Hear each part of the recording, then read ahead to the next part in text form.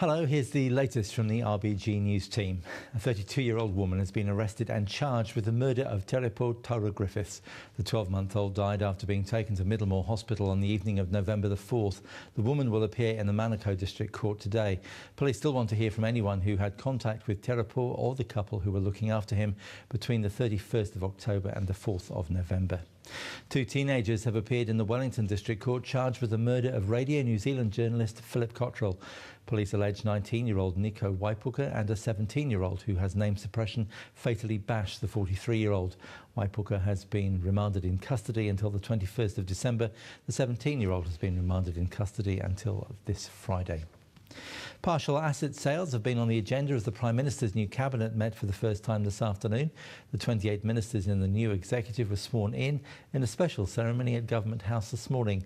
The 20 ministers who are in cabinet met at the Beehive this afternoon.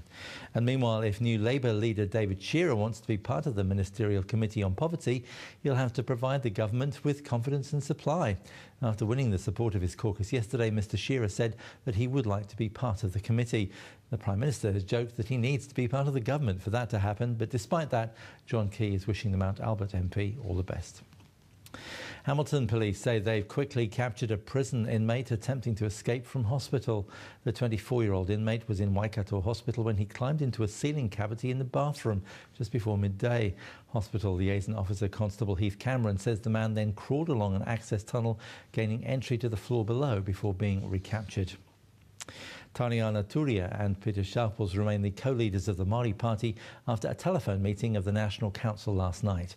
There had been talk of MP Te Urua Flavel contesting the leadership, but it's understood that he decided not to. President Pen Bird says the decision was unanimous. Mr Bird says the next 3 years are crucial to the party's renewal as a strong and credible force. Nelson authorities say the deluge of rain, which has caused service flooding and slips in the region, will continue for some time. A number of roads in the Nelson and Tasman districts have been closed, with many on watch as rivers continue to rise.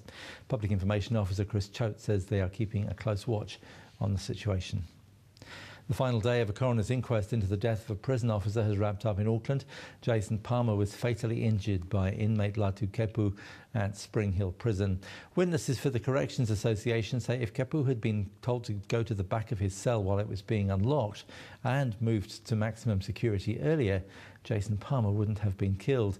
However, Corrections Department witnesses say there was no reason to believe that Kepu was a threat to guards and the incident came out of the blue. Auckland St Matthew's in the City Church is hoping its latest Christmas billboard will spark conversation in the community. The billboard portrays Mary looking worriedly at a positive pregnancy test. Priest Associate Clay Nelson says he wants people to think beyond the tinsel, reindeer and carols.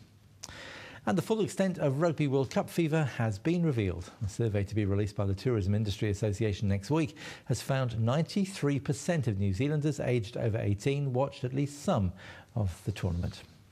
Well, that's all from us for now. Thank you for watching. Do join us again soon. Ka kite anō.